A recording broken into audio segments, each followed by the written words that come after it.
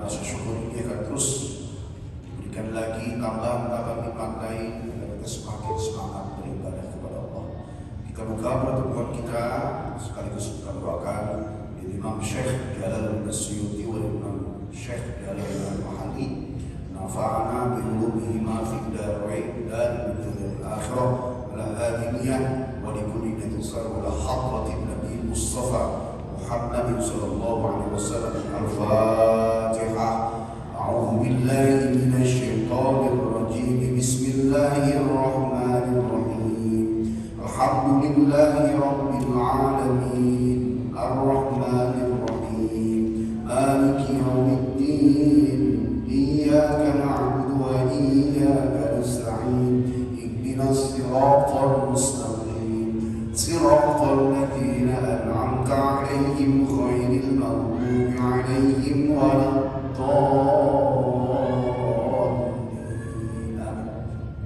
Rabbi ighfir lana wa liwalidayna warhamhuma. Gimana kabarnya semua Bapak Ibu? Alhamdulillah. Alladzi bi ni'matihi tatimmus shalihat. Kembali kita lanjutkan minggu lalu bersama Ustaz Abdurrahman Jailani sampai di surah Al-Baqarah ayat yang 156. Di sana dijelaskan tentang orang-orang yang bersabar dan mendapatkan musibah yang berucap kalimat inna lillahi wa inna ilaihi raji'un. Alladzina hum idza asabatuhum musibah qalu inna lillahi wa inna ilaihi raji'un. Mereka orang yang mendapatkan musibah, sebagaimana saya pernah menyampaikan beberapa pertemuan lalu, musibah itu terbagi tiga. Musibah bisa menjadi ujian, musibah bisa menjadi teguran, musibah bisa menjadi hukuman atau azab. Ketika musibah datang kepada mereka yang soleh, maka musibah menjadi ujian untuk dalam levelnya. Bagaimana dalam hadis disebutkan idza haballahu 'abdan ibtalahu yasma' qadara. Kalau Allah mencintai hamba-Nya, maka Allah akan puji dia. Ya, karena Allah ingin mendengar rintihan ratapan tangisan dalam doanya. Sebagaimana dalam Al-Qur'an disebutkan asban nas ayutraku ayaqulu amanna wa hum la yuftanun. Apakah orang itu menyangka kalau dia bilang kepada Allah aku beriman, kemudian Allah enggak uji? Enggak. Tapi siapa yang mendapatkan ujian, terutama dia musibah, kemudian dia berucap inna lillahi wa inna ilaihi raji'un, maka sungguh orang tersebut dalam kecintaan Allah. Dan musibah bisa bermakna teguran apabila datang kepada mereka sesaat beribadah tapi masih mau maksiat. Kalau udah ngomong ini, mungkin saya termasuk di dalamnya. Karena lalai pun itu maksiat. Ya, harusnya hidup itu ibadah 24 jam kali seumur hidup kita. Ternyata dipakai buat bisnis, bekerja, bergaul, berkumpul, bersaudara, berkeluarga. Ketika ada lalainya, tidak mengingat Allah, Allah nyuruhnya alladzina yadhkurunallaha qiyaman wa qu'udan. Kita disuruh sama Allah untuk mengingat Allah berdiri, duduk, saat apapun. Ternyata kita terlena, lalai, itu pun maksiat. Maka ketika datang musibah pada orang yang beribadah juga maksiat, termasuk dia terlalai, ada teguran dalam rangka supaya kita menoleh balik kepada Allah. Musibah jika datang kepada orang yang tidak mau sama sekali taat kepada Allah, itu azab. Nah, dalam banyak riwayat disebutkan ini buat mereka yang tidak beriman. Ya, mudah-mudahan kita di antara dua ini. Di dalam satu rumah, kebakaran itu rumah. Di dalam rumah itu sebelumnya tinggal 5 orang. Yang 2 soleh, yang 2 lagi kadang soleh, kadang salah, kadang soleh, kadang toleh. Yang satu lagi tidak pernah ibadah. Maka musibah kepada 5 orang ini namanya beda-beda. Enggak semua dibilang ujian, enggak semua dibilang teguran, enggak semua dibilang azab, tergantung dari kondisinya. Dan yang tahu musibah itu bagi dirinya ujian, teguran atau azab cuma dia dan Allah. Karena dia yang beribadah, dia yang tahu, dan dia yang maksiat, dia yang tahu. Maka kita nggak bisa kalau orang musibah, kebakaran banjir, terus dari luar lihatnya orang itu orang baik, kemudian berucap, azab, nggak bisa. Dalam satu rumah saja namanya bisa beda-beda. Dari 2 orang tadi sore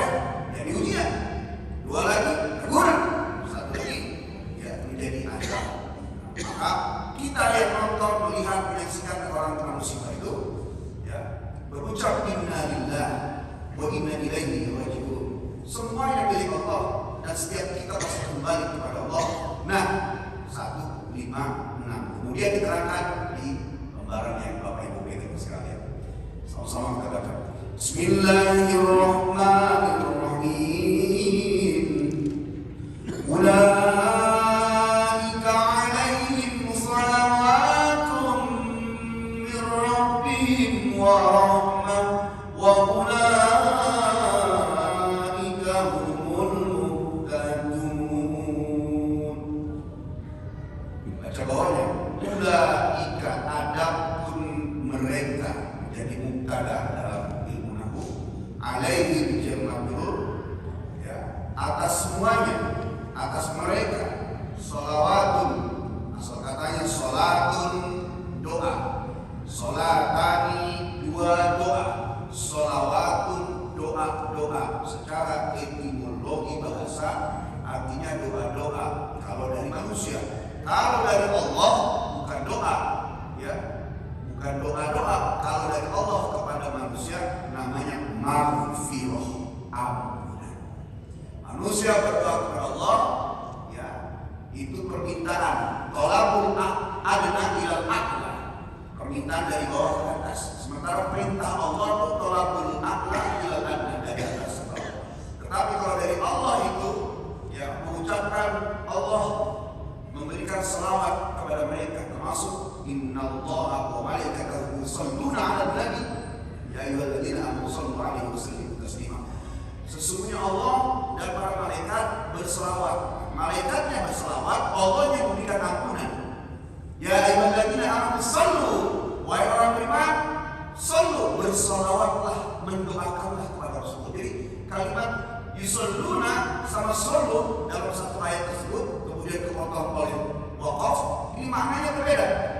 Yang awal innallaha wa malaikatahu yusholluna 'alan nabi ya ayyuhalladzina amanu shallu. Sesungguhnya Allah dan para malaikat berselawat kepada Nabi. Kita sering dengar gitu. Nah, makna selawat di sini adalah ampunan. Allah kalau berselawat kepada Nabi, Allah memberikan ampunan. Nah, malaikat memberikan selawat kepada Nabi adalah tanda mendoakan ya ayyuhalladzina amanu, wahai orang beriman, shallu. Doakanlah Rasulullah dalam rangka supaya kita mendapatkan syafaat dari Rasulullah SAW. Mir rabbihim, dari mereka yang bersabar, warahmah. Rahmah di sini adalah nikmat. Nikmatnya banyak. Saya pernah menyampaikan juga nikmat kita itu minimal 4. Ya, nikmat sehat paling tinggi. Kedua, nikmat gemar beribadah. Hidayah gemar beribadah, nomor 2. Nomor 3, nikmat memiliki anak soleh. Yang keempat, nikmat paling rendah di hadapan Allah dan Nabi-Nya, yaitu harta, benda, pangkat, jabatan. Nah, banyak manusia yang fokus mengejar nikmat yang nomor 4, melupakan, tidak bersyukuri nikmat yang 3 tadi.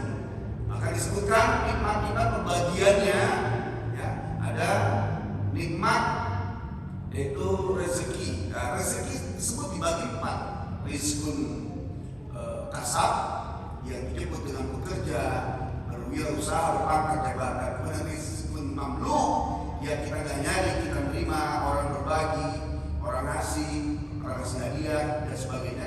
Ada rizkun maskul, tubuh kita dari ujung rambut sampai ujung kaki yang tidak bisa dibayar dengan angka. Ada rizkun mau'un, rezeki yang dijemput dengan janji. Bapak, Ibu, kalau terasa rezeki seret, maka buat akad kepada Allah, aku berjanji Allah akan memperbaiki kualitas ibadahku, teken kontrak baru, tajridul iman, tajridul ibadah, memperbaiki renovasi ibadah. Terus istiqomah, itu keluar. Termasuk diantaranya adalah ijab qabul. Ijab qabul, pemuda-pemudi ketika menikah, itu adalah rezeki yang disebut dengan janji. Sepertinya ijab dari wali, qabul dari pengantin. Maka berapa banyak pemuda itu gak ada yang kaya berapa banyak. Tapi setelah menikah baru Allah buka rezeki. Itu namanya rizkun maupun. Rizkun kasat, kata Nabi, selama masih bisa hidup sedikit. Rizqun ma'lum, selama masih bisa dihitung sedikit, meskipun 200 miliar sebulan hasil usahanya masih bisa dihitung kan? Itu sedikit. Rizqun ma'lum tubuh kita, ini nggak bisa diangkain. Mata dicopot dikasih kalau tidur. Ada rezeki yang paling terbesar, rizqun ma'lum. Orang berapa banyak waktu bujangan nggak punya duit, setelah menikah aurat itu. Ya, itulah. Ya, makanya idza tazawwaja faqad istakmal nismuni falyastakmil fi nismi baqi. Kalau orang sudah menikah harus satu detik sempurna setengah agamanya, sempurna rezekinya, imannya, maka carilah setengahnya lagi dalam naungan rumah tangga. Wa ulaika humul muhtadun, wa ulaika, dan mereka orang-orang yang bersabar atas ujian, humul muhtadun, adalah orang-orang yang diberikan hidayah oleh Allah.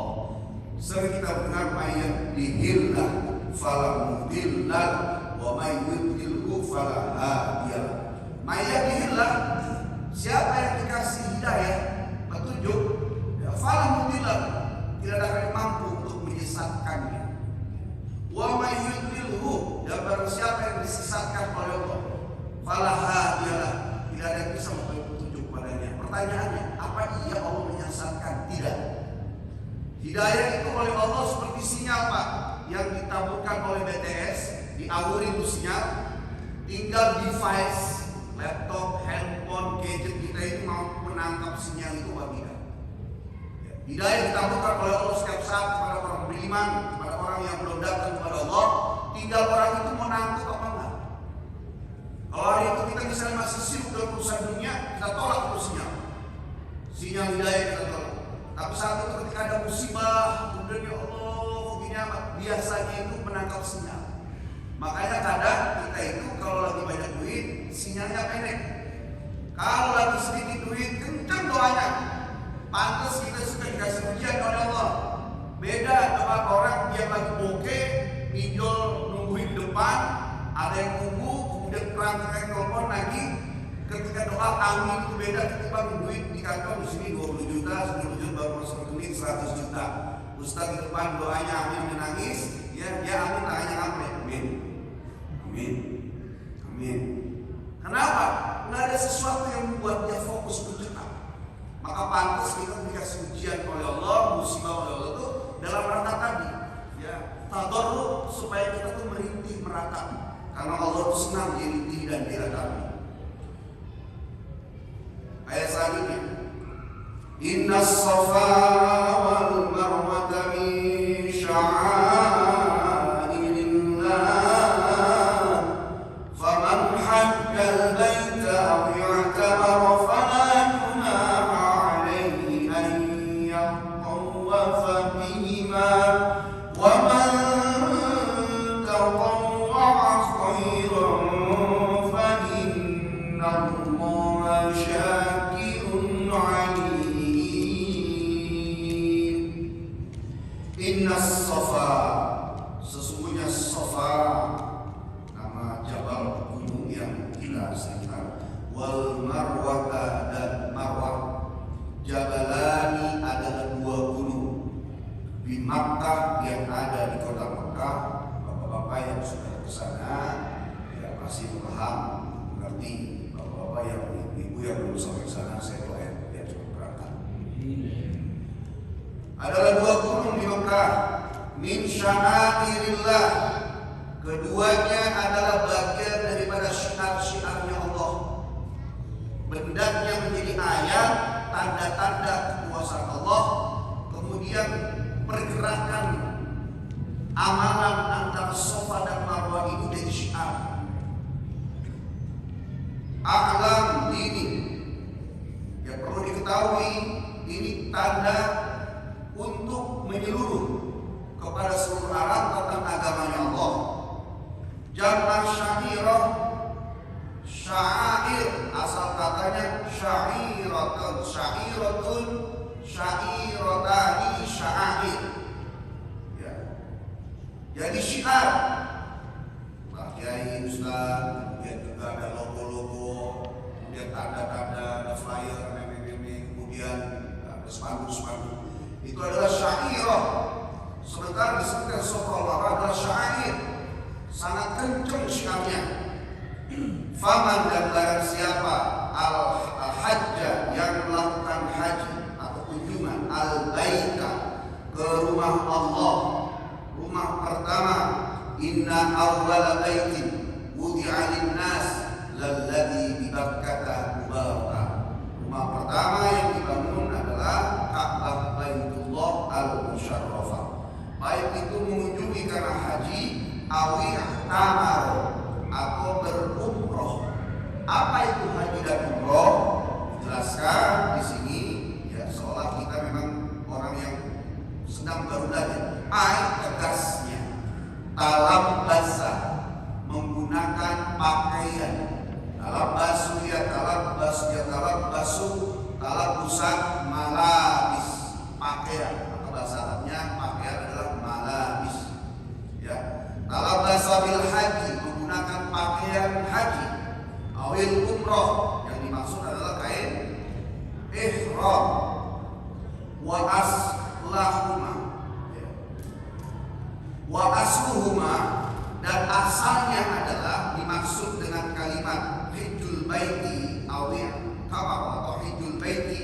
Asluhuma, asalnya haji dan umroh itu al-qasdu, menyengaja, wa ziarah, untuk ziarah.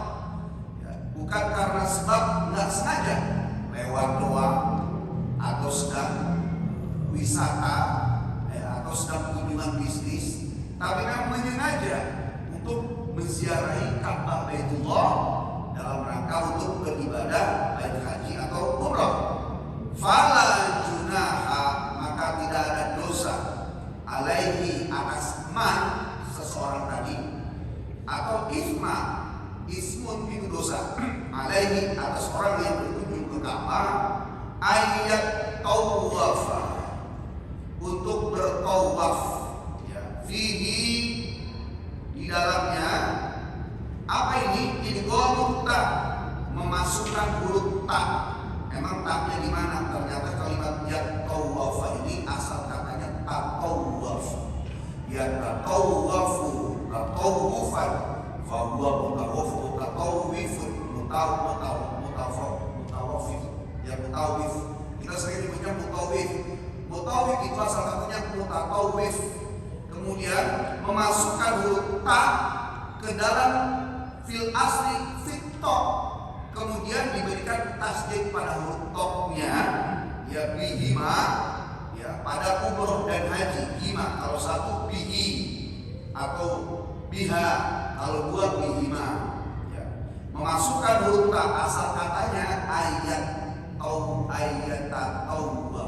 Jadi bapak-bapak kalau belajar qiraat sab'ah boleh membacanya begini. Fala junaha alaihi an yatatawwafa bihima. Kalau udah belajar ini, tafsir ini, bapak boleh baca itu.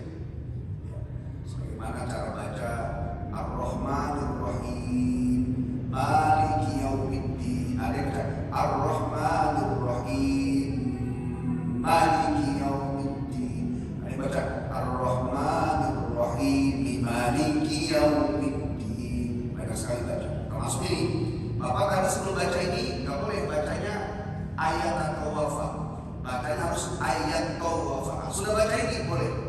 Nanti kalau ditanya bentuknya, kok bacanya itu ayat atau wafa? Nah ini sudah belajar tafsir di sini nanti. Ya boleh memasukkan ta fil asli fit to.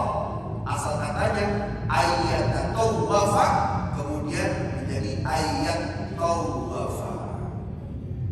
Bihima, pada haji dan umrah, yaitu bi ayyas'a, untuk melakukan sa'i, berlari kecil, bainahuma, di antara Safa dan Marwah, sab'an, 7 kali bolak-balik. Nazalah, turunlah ayat ini lama, yaitu saat ketika karihal muslimuna, kariha, tidak suka, al-muslimuna, orang-orang muslim saat itu, zalika, pada peristiwa ini. Segala ada tawaf segala di antara sa'i, Safa Marwah. Turunlah yang ini. Kenapa emang sebabnya mereka nggak mau? Li'anna ahlal jahiliyah, karena orang-orang jahil saat itu, ya, saat Nabi belum diutus, sampai akhirnya efeknya masih ada. Kalau mereka keadaannya yatufuna, mereka bertawaf bihima, antara Safa dan Marwah ini, wa alaihima, dan di atas Safa dan Marwah, puncak daripada bukit Safa Marwah ini, sonamani, ada dua sesembahan berhala. Di Safa ada berhala, kemudian di Marwah ada berhala. Ya, mereka akhirnya enggak. Yasmahunahuma, kemudian ya, dihapuslah atau dihilangkan sesembahan tadi yang ada di Safa dan Marwah. Wa Ibnu Abbas, dari Ibnu Abbas disebutkan anna sa'ya, sesungguhnya sa'i, ghairu fardin, tidaklah wajib, lima afadahu, ya, atas apa afadahu, kemanfaatannya, raful idham, yaitu mengangkat dosa, minat takhir, dari pilihan. Jadi dulu itu sejarahnya waktu orang umroh, ya, boleh tawaf, boleh enggak. Kenapa mereka pada nggak mau tawaf, nggak boleh sa'i atau tidak? Maaf. Kenapa mereka tidak mau sa'i antara Safa Marwah? Karena ada dua berhala di puncak ujung Safa dan Marwah. Kemudian setelah dihapus, barulah mereka mau melakukan sa'i. Dan ayat ini juga turun, ya, ketika mereka ternyata menjadi pilihan, adalah berhala, tersangkanya kita mengagung berhala. Ya udah, yang mau yang enggak, akhir memilih. Wa qala Syafi'i, maka berkata Imam Syafi'i, wa ghairu ruknin, dan tidaklah menjadi wajib. Kemudian wa bayyana sallallahu alaihi wasallam, kemudian Rasulullah sallallahu alaihi wasallam menjelaskan fardhu, tentang kewajiban atau fardu dan rukunnya daripada sa'i. Biqaulihi, dengan ucapannya, ya, innallaha, sesungguhnya Allah, kataba, telah mewajibkan, alaikumus sa'ya, alaikum, bagi kalian as-sa'ya, untuk bersa'i. Hadis ini, ya, diriwayatkan Wahul Baihaqi wa ghairuhu, dan selainnya Imam Baihaqi, ya. Wa qala, maka berkata ibda'u bima, mulailah, bima, atas apa, pada Allah telah memulai, siapa Allah, bihi, mulailah kalian melakukan apa yang telah dimulai oleh Allah Subhanahu wa ta'ala. Yakni tegasnya as-Safa dimulai dari bukit Safa. Jadi Safa, Marwah, Safa berakhir di bukit Marwah. Mulailah dari apa yang telah dimulai oleh Allah, yaitu dari bukit Safa. Rawahu Muslim, diriwayatkan oleh Imam Muslim. Wa man tatawwa, dan barang siapa, ya, tatawwa, melakukan kesunahan atau amalan ini. Wa fi qiraatin, asalnya tulisannya itu bitahtiyah. Tahtiyah itu adalah ada huruf penekanan pada huruf ta, wa tasdid ta, kemudian mentasdidkan huruf ta, ya. Tatawwa'an, asal katanya tatawwa, tatawwa, kemudian, ya, dihilangkan tasdid ta-nya, majzum, ya. Kemudian dibacalah tatawwa, majzuman, disukunkan, wa fihi, kemudian di dalamnya idghamut ta, memasukkan ta. Akhirnya menjadi bacanya adalah tatawwa. Nah, ini menahu, ya Pak. Fiha, di dalam kalimat tersebut, khairan, melakukan hal ini tentunya ada kebaikan. Ai, tegasnya bi khairin, dengan adanya kebaikan. Ai amila, melakukan, siapa seseorang sesuatu lam yajib yang tidak wajib alaihi atas amalan tersebut min tawafin dari tawaf wa khairihi dari selain tawaf di antaranya tadi sa'i.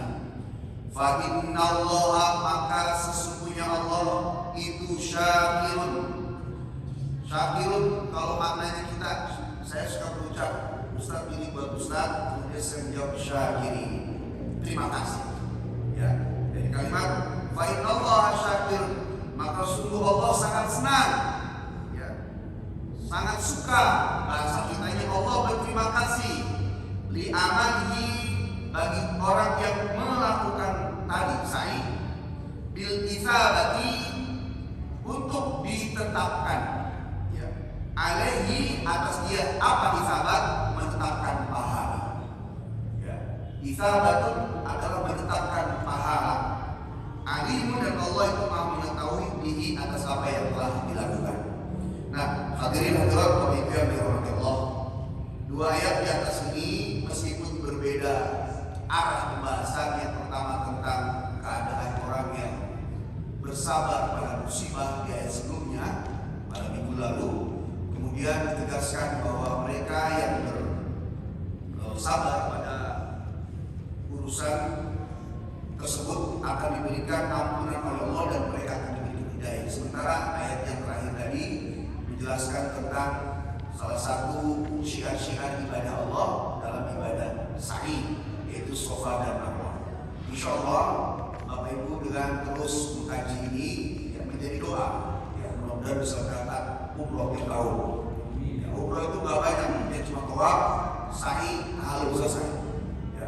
Yang banyak haji ya, dari mulai wukuf di Arafah kemudian sampai sore terbenam matahari, siap-siap habis isya, siap-siap berangkat menuju mabit di Musdalifah. Musdalifah itu dulu orang jalan sekarang pakai bis, berhenti di Musdalifah dari setengah 12, setengah 1 lewat jalan ya, menuju Masjidil Haram, tawaf ifadah 7 putaran, kemudian sa'i 7 balik, kemudian tahallul selesai, istirahat sebentar, nanti tanggal 11 itu sudah mulai masuk menuju Mina, mabit di Mina untuk melempar jumroh. Zumratul Ula, Zumratul Wusta sama Zumratul Aqabah selesai. Jadi haji itu sebenarnya cuma 9 ya, 10, 11, 12 cuma 5 hari saja. 9 Zulhijjah sampai 13 Zulhijjah selesai. Yang lama apa ya? Ngantri. Sampai pun furoda pun 20 hari tetap ngantri. Baik, kita baca tajwid taksi masih disebut Bismillahirrahmanirrahim. Ulaika wajib ya, matomi bertemu dengan hamzah, hamzahnya i yang punya ulaika alai mat lajin salawat him so izhar syafawi salawat matomi tum idgham bi gunna tapi bertemu mirra nun nanti ketemu ra idgham bila gunna ya rabbihim wa min ketemu bimati bertemu waw izhar syafawi warah hams matun matu kalau disambung bidwab bihuna kami bertemu dengan buah mat wajib muttasil maktomi bertemu dengan hamzah dalam satu kalimat 6 harokat. Ika humul alam qamariyah hams kadun maq'ad lis-sukun.